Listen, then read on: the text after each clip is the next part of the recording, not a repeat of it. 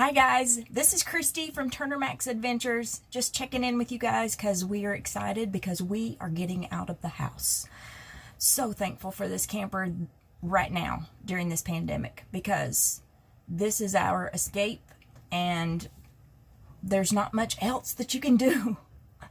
So we are heading out and Chris needs it so bad.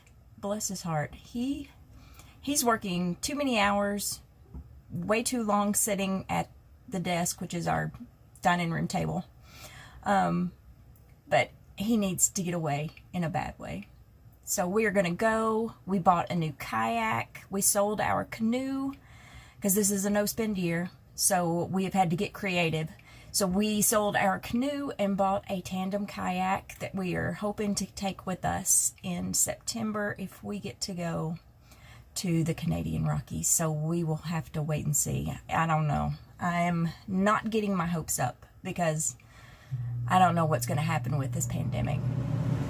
Sorry about the air conditioning. It is loud. That is one thing about the Max air conditioner. It's kind of noisy. But I'm just going to talk through it. So I'm going to go over a few things we do to prepare for a trip. If you haven't already, please hit that like and subscribe button. If you like to find out more details about the Little Guy Max or taking long trips, vacationing, and making the most of your travel trailer, please subscribe.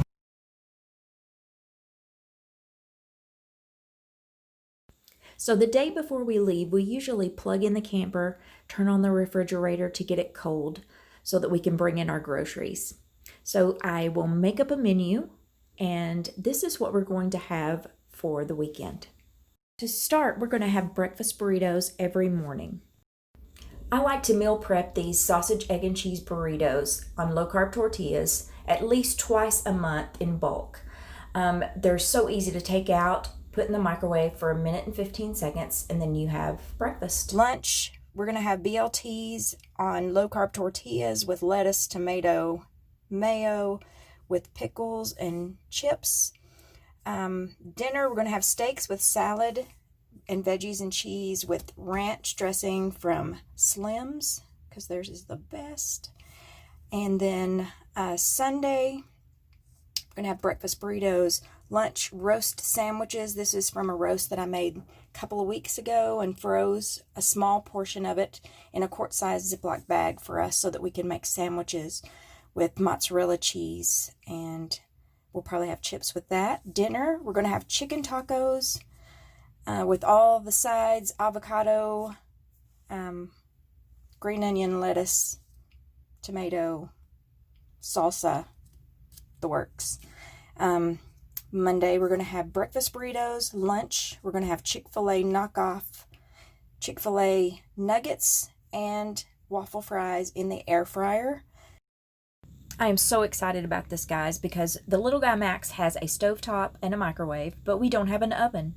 So this is going to solve a lot of my problems. You guys have a favorite appliance or maybe a favorite meal that you make? If you wouldn't mind, share it with me in the comments below.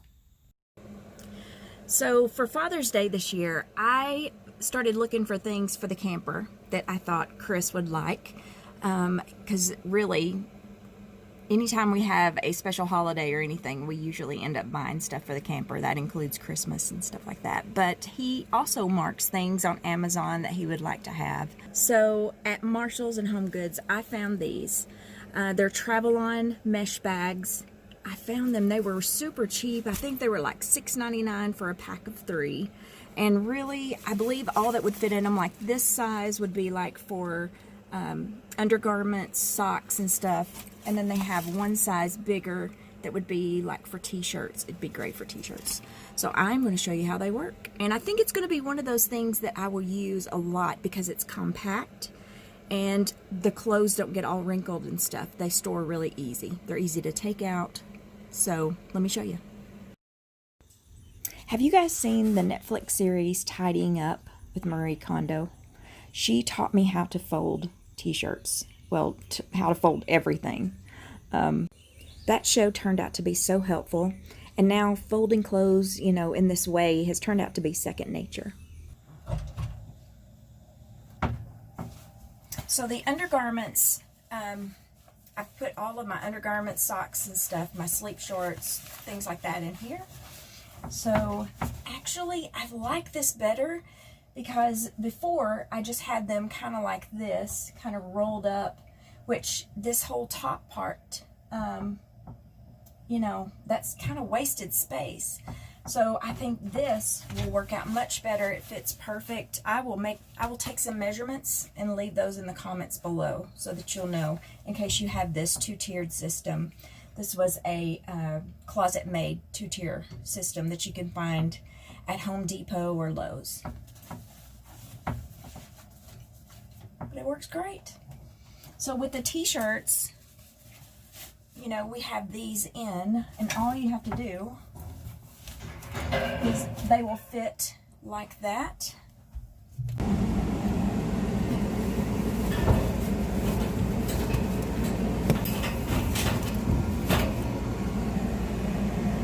Okay, that's a lot of space,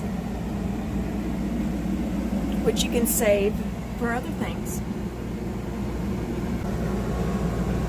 Before, after.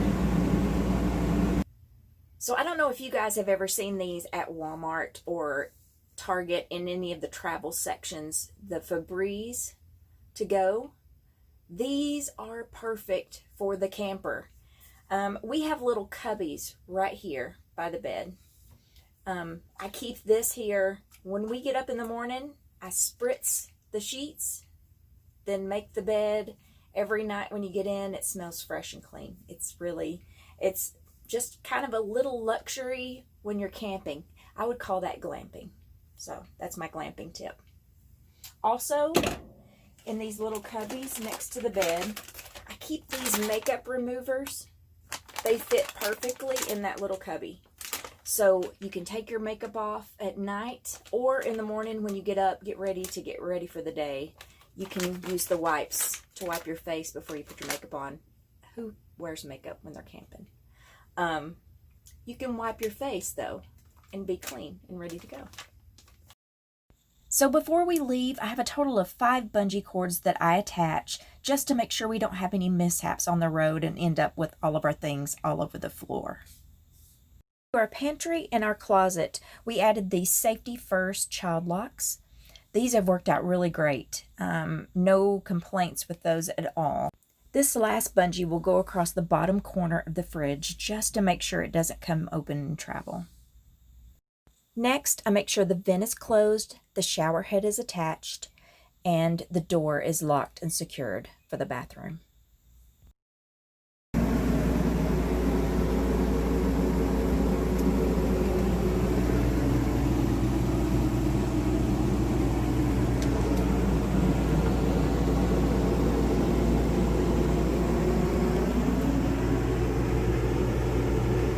Well, we weren't even 5 minutes away from our driveway and our tire pressure monitor went off and indicated low pressure.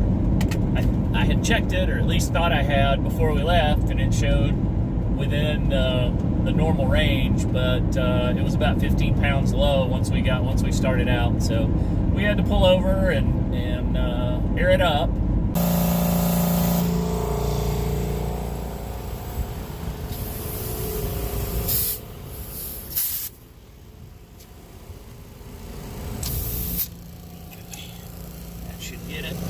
Little nut right there is kind of like the lock for the tire minder. So what it does is, I don't have there's a little tool that you can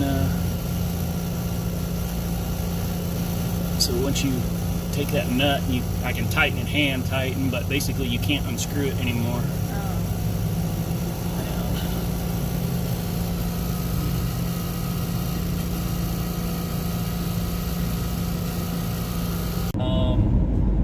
You know, this is really the first time that we've had a warning like that.